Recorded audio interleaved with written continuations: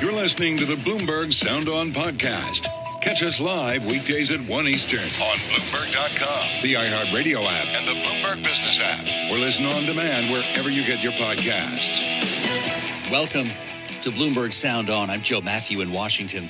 Headlines are moving today on the debt ceiling proposal unveiled around this time yesterday, as you may remember, by Speaker McCarthy. When President Biden and Senate Democrats waste time, House Republicans are taking action. Today, I'm proud to announce that we are introducing the Limit, Save, Grow Act of 2023. Enter Senator Joe Manchin today, the Democrat from West Virginia, thorn in the side of the Biden administration, issues a statement applauding Kevin McCarthy for offering his plan and urging President Biden to the negotiating table. But the version just outlined may still, in fact, be in flux. Bloomberg's Eric Wasson reporting members of the Freedom Caucus are calling for additional work requirements for Medicaid and food stamps. They want 30 hours instead of 20 hours.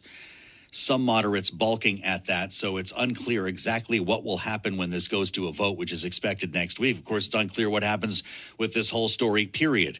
Bloomberg Intelligence reporting now, debt ceiling breach likely avoided, but angst is coming.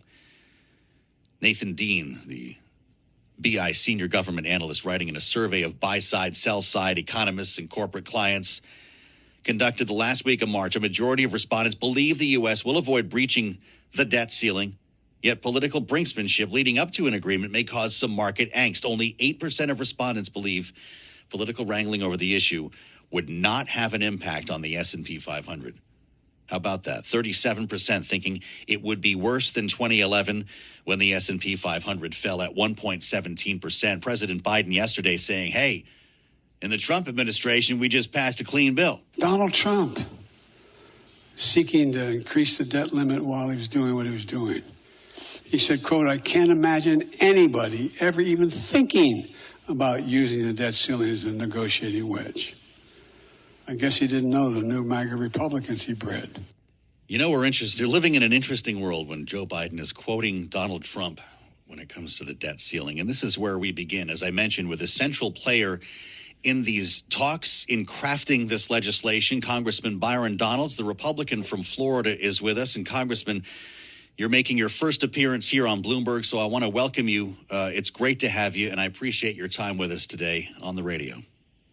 It's good to be with you. Thanks for having me. Were you in the room for this? Reportedly, you were there when the Freedom Caucus asked for additional work requirement hours for Medicaid and food stamps. Is this still a plan that's in flux? Look, so I've been in a lot of rooms surrounding the debt ceiling package. There are members who want to see, whether it's 24 hours or 28 hours in the work requirements formula. But by and large, I think we're gonna get that worked out, and we're gonna move forward with our package. Does that give you any sense of where the votes are at this point? Does Speaker McCarthy have 218 for this proposal? I believe so. I think we're going to get there. But you know what? It's actually interesting for your listeners, for everybody in the country. This is actually what democracy looks like. Under the last Congress, Nancy Pelosi just brought bills to the floor directly out of her office. Members that had no ability or time to really read them and understand what was in them. We put this package out yesterday. We anticipate trying to go to the floor for a vote on Wednesday. Mm-hmm. And so that gives all the members and the American people, frankly, an ability to read this proposal, digest it, have some discussion on some of the finer pieces of it. And I think that's a good thing overall. That was one of the commitments that we had to the American people, was a transparent House of Representatives. I'll also add, this entire situation is all created by the Democrats and Joe Biden. When they passed the omnibus spending bill right before Christmas, they could have increased the debt ceiling at that time. They chose not to. They did not want to do it. So they could have done it then. They didn't want to do it. They wanted to set up this brinksmanship, this fight, if you will, around the debt ceiling. But Republicans are committed to having a common sense, reasonable way to raise the debt ceiling, and B, getting the country on a glide path financially that we can actually maintain so we can be serious about our financial outlook going forward. Well, I want to wonk out with you for a second here, because this is Bloomberg and we're allowed to do that, Congressman. It's all right. It's interesting when we go back to the beginning of this Congress. To your point, the promise was transparency, that we were going to be done with backroom deals. I remember the huge level of criticism that omnibus you mentioned received here. And the idea was to go back to regular order, that this would actually go through committee, that there would be a real debate here. And it seems like everyone is asking Speaker McCarthy and Joe Biden to cut a deal. We spoke earlier with Brendan Boyle, who says this never came through the budget committee. So how is this different? Well, it is slightly different because debt ceiling is, it's a different kind of artifice. It touches so many aspects of spending overall. But all of the key members, whether it's Jody Arrington, who chairs budget, they've all been a part of that process. And like I said, members are going to have 5 days to review this. 5 days. Nancy Pelosi would drop stuff on the floor in like a day. And a day would mean she dropped it at 11:59, and we're voting at 10 a.m. And for Nancy Pelosi, that was a day. So this is a very open process. Again, members are going to have an opportunity to read it. Adjustments can be made. Members can comment on it. I've already had many discussions with members on the floor about this. It's really been a deliberative process. And even though it wasn't in the actual budget committee per se, under Kevin McCarthy's leadership, members of every portion of our conference have been in the room discussing the finer points, what they would like to see, what they would not like to see. It's actually been a very collaborative process. Has it been collaborative with Democrats as well? Because they tell us that they're not part of that conversation. Well, I think the first thing is we wanted to, get to a position as Republicans who have the majority in charge. But now the Democrats have an opportunity to comment as well. If they have great ideas and ways that we can actually get our spending down, of course we want to see those. And if there's agreement on those, that could become a part of what the House package is. But now that's on them to read it. I would tell my Democrat colleagues, at least they get a chance to read it and digest it. When we were in the minority, we had no ability to do that. Understood. Does that mean if there are 5 days to review that you expect to vote on Monday, Congressman? I would anticipate Monday. I think more likely is looking like Wednesday. Okay. We're not back till Tuesday. I would anticipate Wednesday is the day to vote. But again, look, we are doing something that is really important in this package so far as it exists. We're talking about capping discretionary spending at 2022 levels. To put this in context for people who want to caps, when Barack Obama put out his last budget, his spending projection in discretionary spending, his last year, 24, actually puts us in line with that budget. So my question for Democrats is, you disagreed with President Obama's budget lines from 2015, 2016, because that's where it puts discretionary spending. It puts us in line with that. Well, some have suggested, though, Congressman, before you go to item 2, and we can pick through these, we've got time, that the difference here is that so much has been taken off the table, beginning with entitlements and any number of other levels of spending, that we're dealing with such a small piece of the pie that going back to 22 levels would require draconian cuts to actually eliminate full programs. Is that not true? No, I disagree with draconian. What we're doing, if you go back to 22 levels, we're really just getting back to pre-COVID-19 pandemic spending levels in non-defense discretion. But only for a portion of the budget, though, right? But that's a portion of the budget. That is correct. But you got to understand, we juiced spending on Capitol Hill because of COVID-19. Everybody knows this. Now that the pandemic is over, Joe Biden acknowledges the pandemic is over. Doesn't it make sense to actually get back to pre-pandemic spending levels? The spending, and we borrowed a bunch of money to address the concerns of the American people. Now that the crisis has passed, we have to actually get back to fiscal order. And the 2022 levels, which push non-defense discretionary down and actually lower our spending baseline, is the appropriate and sensible remedy for the nation's spending soundness going forward. One other thing I want to point on this. It's been widely reported about what happens about debt ceiling overall, and will we default on our debt.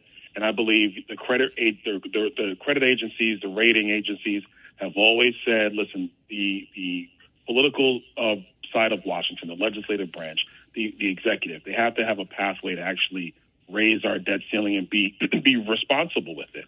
But they also say that Congress and the White House have to actually be serious about the trajectory of spending, like the trajectory of spending that we're on. This plan gets us serious. I think this is something that the rating agencies would like to see. Chuck Schumer says it can't pass the Senate. What happens at that point? Say the bill does pass the House with 218. It can't get through the Senate. Does that put Kevin McCarthy and Joe Biden at the table? Well, that sounds very lazy from Chuck Schumer. I don't even think he and his members have even had a discussion on any of this stuff. Don't just look at the House. You have 100 United States senators. Mm-hmm. They get elected statewide. Chuck Schumer knew this was coming too. Where's his work product? Where's his plan? Well, I thought the House was taking the lead on this, though, right? That was the idea for the Republican majority to lead this. If you talk to senators always believe they're always in the lead. So let's put that to the side for a moment.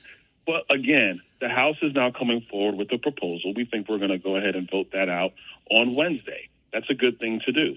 Well, now, Chuck Schumer, what are you going to do? We're Senate Democrats and Senate Republicans. What's their strategy? What's their plan? Don't just sit there and be innocent bystanders because, frankly, that's being derelict in your duty. That's what I would say to Chuck Schumer. Second thing I'll say to Chuck Schumer is if you have a plan or if Chuck Schumer has the position of the White House and Joe Biden of saying we're just going to do a clean debt ceiling, no negotiations, then pass it. I don't think Chuck Schumer has the votes. For those who are questioning the promise of regular order, Congressman, is this the new version, 5 days, but bypass the committees? No, I don't think so. I think that debt ceiling, right, wrong, or indifferent, this is not just a regular policy bill. This is not the regular appropriations process. We're talking about essentially the nation's credit card. So it's a little different dynamic. What we have always committed to and what you're going to see is that when it comes to a budget resolution from Chairman Arrington's committee and the actual total appropriation bills, House Republicans are committed to that. The American people are going to see that. We're going to have a deliberative process there. The Judiciary Committee, they met yesterday. They had a markup that went to 1:30 in the morning on our border security package. Mm-hmm. That's moving. So regular order is alive and well. Our view on the debt ceiling package is that this is a little different than the common spending bills, the National Defense Authorization Act, the Farm Bill, et cetera. All those things are going to be moving through the committee process like they should. Can you tell our listeners and viewers, Congressman, that not only will we not default on our debt, but this will be wrapped up before those credit agencies you mentioned downgrade U.S. debt? Well, look, my commitment and the commitment of House Republicans is to not default. We are going to increase the debt limit, but we are going to do it responsibly. That's what I'm going to commit to. We are going to be responsible about this. My question is for the White House. Are they going to be derelict and basically stomp their feet and not negotiate? Because if they choose not to negotiate, it will be the White House. It will be Joe Biden that will lead our nation into default. House Republicans have been working on this for almost 3 months now. And if we remember, it's Speaker McCarthy that's been reaching out to the White House, not the other way around, trying to meet, trying to find a path forward. And Joe Biden has been reluctant. He's been refusing. So, when I tell people that this is all by design, that Joe Biden wants brinksmanship, the facts are there. Like I said at the top, he could have increased the debt ceiling when they did the omnibus spending bill last Christmas. They could have done it. He chose not to. That was on purpose. Congressman Byron Donalds, Republican from Florida, thanks for your time and insights today on Bloomberg. And don't be a stranger. Come back and see us as we figure this out. We've got a lot to learn still on the debt ceiling, and we'll assemble the panel for their view next. This is Bloomberg.